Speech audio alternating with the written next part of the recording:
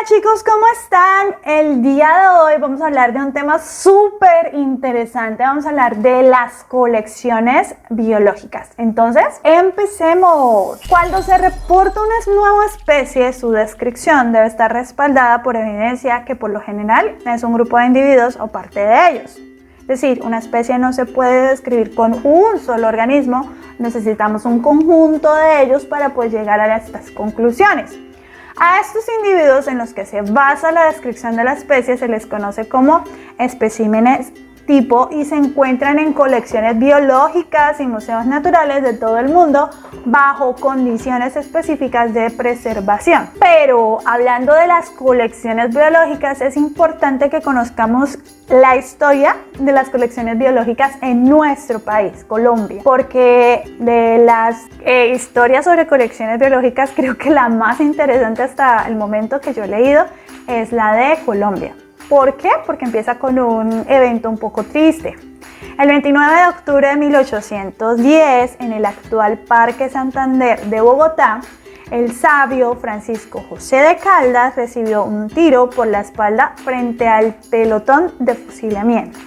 Unos días antes, Caldas había sido sentenciado a muerte por los tribunales de justicia del Nuevo Reino de Granada, después de que el militar español Pablo Morillo se negara a perdonarlo, proclamando que España no necesitaba sabios. Y es que este personaje, de verdad empieza de manera muy triste, pero este personaje, Francisco José de Caldas, fue un personaje muy especial para nuestro país. Fue científico, ingeniero militar, geógrafo, botánico, astrónomo, naturalista y periodista, aparte de ser prócer de la independencia de Colombia y miembro muy importante de la famosa expedición botánica. Entre sus contemporáneos era conocido como el sabio Caldas, por eso Morillo decía esto. Y así es recordado en la historia, aunque tuvo un final muy triste y totalmente injustificado e inmerecido. Francisco José de Caldas se reconoce actualmente como una de los pilares principales del conocimiento científico en nuestro país. En Sudamérica, el interés de registrar la diversidad biológica inició con la expedición botánica liderada por Caldas. Caldas fue un naturalista innato, siempre estuvo fascinado por la variedad de los seres vivos. Como parte de la expedición y en su afán de conocimiento, él recolectaba y organizaba algunos individuos representantes de los diferentes grupos biológicos. En 2014, Jorge Reynolds Pombo, séptima generación de los descendientes de Caldas, entregó al profesor Gonzalo Andrade del Instituto de Ciencias Naturales de la Universidad Nacional 2 cajas de madera sumamente importantes e interesantes. En ellas se contenían 100 insectos estudiados y recolectados por el mismísimo prócer 200 años atrás. Dentro de esta caja de madera llamada insectario se encontraban ejemplares de decenas de mariposas, chinches, cucarrones, polillas y el de una libélula.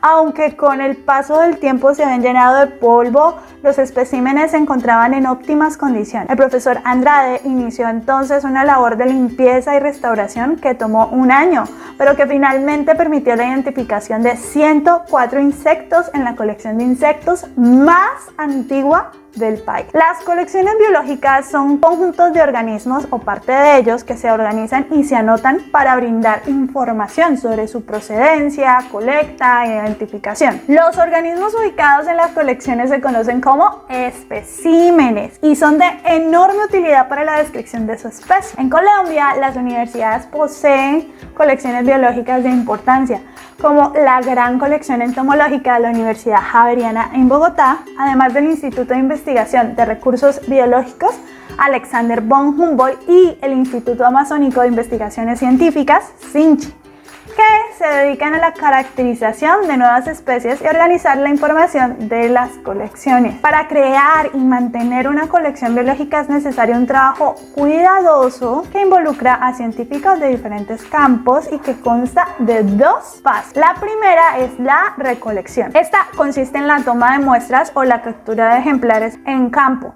Debe ir acompañada de una descripción con información que no se puede apreciar al observar al espécimen, como la ubicación geográfica, el tipo de ambiente, la época del año en que se obtuvo la muestra, la coloración, entre otros. La recolección de plantas, por ejemplo, se hace de manera especial. En esta se separa una rama del árbol o del individuo que preferiblemente tenga flores y frutos. Se prensa entre periódicos y se empapa de alcohol para evitar que se descomponga durante el viaje a su destino final. En la recolección de animales existe una gran variedad de métodos de colecta, dependiendo de las características del grupo animal, entre los que se encuentran trampas con elementos que atraen los animales u obstáculos para atraparlos, como en el caso de las redes de niebla. Las colecciones de microorganismos se llaman ceparios y guardan diversas muestras para estudiarlas y así tratar enfermedades o producir diferentes productos. Por ejemplo, en el caso de Penicillium,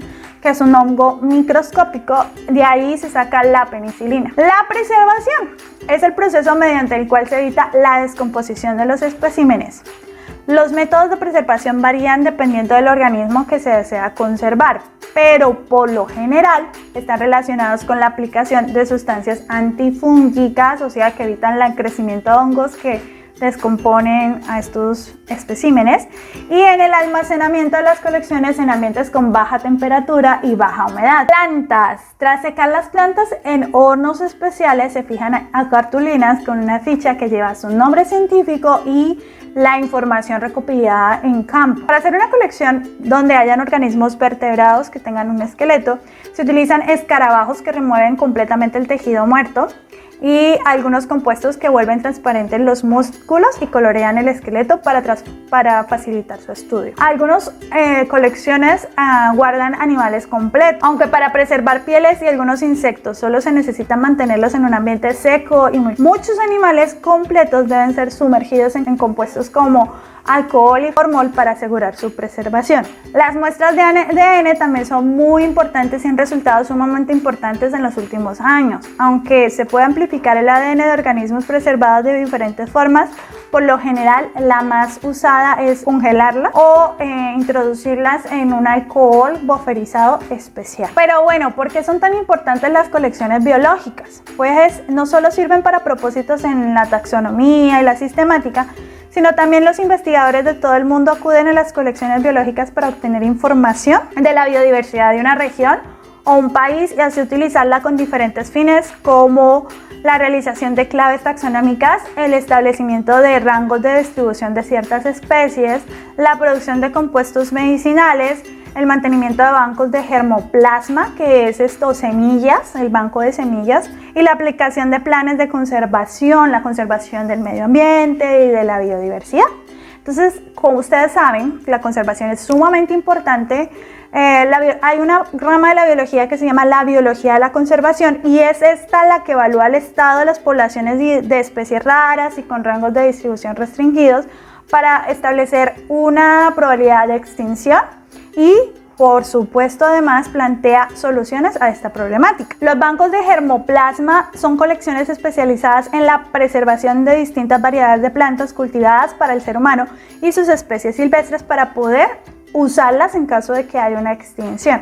Yo tengo en mi cabeza muy clara la idea de que quiero hacerles un video sobre esto porque me parece sumamente interesante hablar sobre los bancos de germoplasma. Compuestos medicinales. Al estudiar las relaciones evolutivas filogenéticas de especies que contienen compuestos medicinales, se pueden inferir su presencia en otros miembros cercanos del grupo que no se hayan estudiado y que pueden ampliar la aplicación de estos compuestos. En Colombia, al ser un país megadiverso en el mundo, esto implica una gran responsabilidad a la hora de estudiar y proteger nuestros recursos biológicos, por lo que actualmente existen varias colecciones con una representación fiel de la biodiversidad de cada una de las regiones naturales del país. Los rangos de distribución.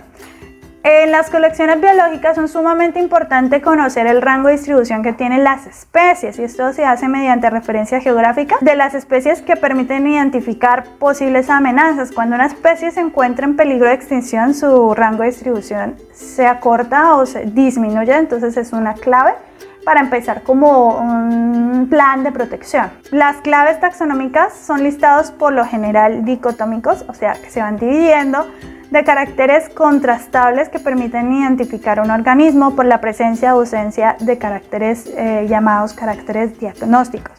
Los primeros sistemas de clasificación se basaban principalmente en características morfológicas para agrupar y diferenciar los organismos.